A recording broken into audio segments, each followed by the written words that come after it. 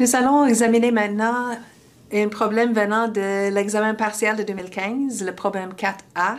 Dans ce problème, il y a deux systèmes de communication qui sont décrits et on demande de tracer les régions admissibles pour chaque système sur le plan de l'efficacité spectrale.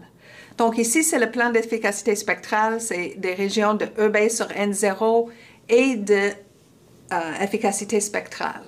Donc, dans cette région, dans ce grand plan, c'est quoi la région acceptable pour chacun des systèmes de communication? Donc, on commence avec le système A. C'est un lien point à point avec des antennes directionnelles. Avec les antennes directionnelles à un grand gain, le gain de l'antenne est très élevé, qui veut dire que nous avons une EB sur N0 qui est très favorable. Donc, ça peut être très fort parce que le gain de l'antenne peut être très grand. Le taux de transmission qu'on cible est 1 gigabit par seconde, donc assez vite. Et la largeur de bande dont on a l'accès, donc la largeur de bande disponible est 125 MHz. Donc, par exemple, ce sera un lien, une compagnie va avoir un système micro-ondes sur les toits de chacun des deux édifices, par exemple, c'est une application typique. Donc, ils ont une largeur de bande, ils ont loué une certaine fréquence qui est allouée à cette application. Ils ne peuvent pas utiliser une autre bande de fréquence. Donc, c'est limité là. Donc, il faut chercher c'est quelle région qui s'applique. La première, c'est le EB sur N0. Ça peut aller jusqu'à 30 dB.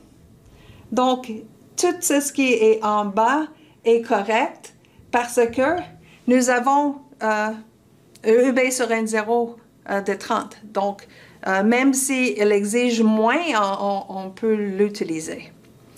Donc, maintenant, l'efficacité spectrale. L'efficacité spectrale, par définition, est le taux binaire divisé par la largeur de bande occupée. On va supposer qu'on utilise toute la largeur disponible. Donc, notre RB est égal à 1 gigabit par seconde. Et notre largeur de bande disponible est 125 MHz, désolé, qui est 1 giga divisé par 1.125 GHz ou 8 bits par seconde par hertz. Donc, maintenant, nous pouvons mettre dans le graphique quelle région est acceptable. Nous avons ici 10. Donc, il faut un minimum de 8. Ici, c'est 1. Donc, 8, disons, c'est autour de ici, 8. Donc, il faut que ce soit plus grand que 8. Donc, la région acceptable sera correcte ici jusqu'à 30. Après 30, ce n'est plus acceptable parce que nous n'avons pas un OSNR plus haut que 30.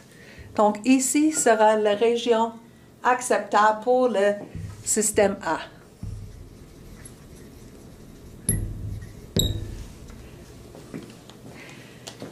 Prenons maintenant l'exemple de système B. Le système B, c'est un lien sans fil aussi, juste comme le système A, mais le système B est un système omnidirectionnel. Donc, il n'y a pas une antenne directionnelle, donc le gain ne peut pas être superbe. C'est pour le déverrouillage d'une voiture. Donc, le EB sur N0, c'est assez faible parce que c'est une petite pile dans le démarreur ou le clé pour le déverrouiller. Et on aimerait être un peu plus loin de voiture. On ne veut pas être nécessairement collé avec la voiture. On aimerait être capable d'être un peu à distance. Donc, disons, en fonction de les distances de l'auto, on peut attendre à avoir une EB sur N0 dans la région de 0, peut-être à 10 dB. Mais pas plus que ça. Mais nos besoins en taux binaire est très, très, très mineur. Nous avons envoyé une code pour la voiture pour qu'on ne démarre pas une autre voiture. Donc, ça prendra quelques bits par seconde sera assez. Donc, quelques bits par seconde. Encore une fois, on a une certaine largeur de bande disponible et c'est assez restreint, c'est 40 kHz. On calcule l'efficacité spectrale encore, mais cette fois-ci pour le système B. Donc, nous avons une RB égale à, disons, 20 bits par seconde et 4 kHz, qui est l'équivalent de 20 bits par seconde divisé par 4000 Hz. Donc, quelque chose autour de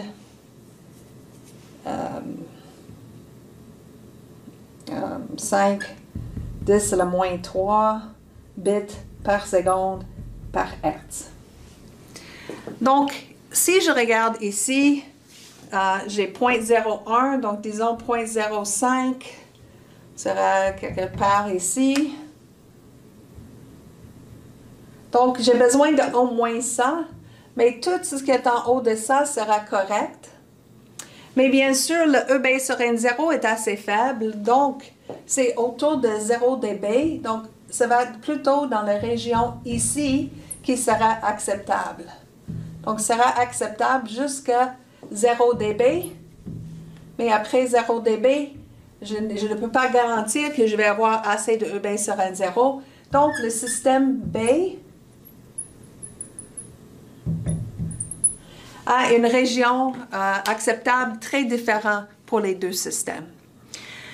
Donc, une chose qu'on peut observer, malgré qu'on a 125 MHz ici et on n'a que 4 kHz ici, voici, on ne parle pas d'un système qui est limité en largeur de bande. Okay? Donc, celui-ci, c'est un système qui est limité en largeur de bande. Comment est-ce que je peux dire que c'est limité en largeur de bande? Parce qu'il exige une efficacité spectrale élevée. Donc, les limites, finalement, elles viennent de largeur de bande. Par contre, ici, pour le système B, n'exige pas une efficacité spectrale importante, très, très faible, c'est correct. Mais il exige une efficacité en puissance très, très élevée. Donc ici, c'est un système qui est limité en puissance. Donc, je veux juste dire qu'il est limité en largeur de bande, même si j'ai que 4 kHz, ça peut être suffisant parce que le taux binaire est très, très, très petit. Donc, étant donné que le taux de transmission est petit, le fait d'avoir très peu de largeur de bande, c'est correct. Ce n'est pas un système qui est limité par la largeur de bande. Donc, en gros, quand je suis dans un système qui est plus vers le haut, qui exige une efficacité spectrale importante, c'est un système limité en largeur de bande. Quand j'ai un système où c'est plutôt à gauche, parce que je n'admets pas beaucoup de EB sur N0, je dirais que c'est un système qui est limité en puissance.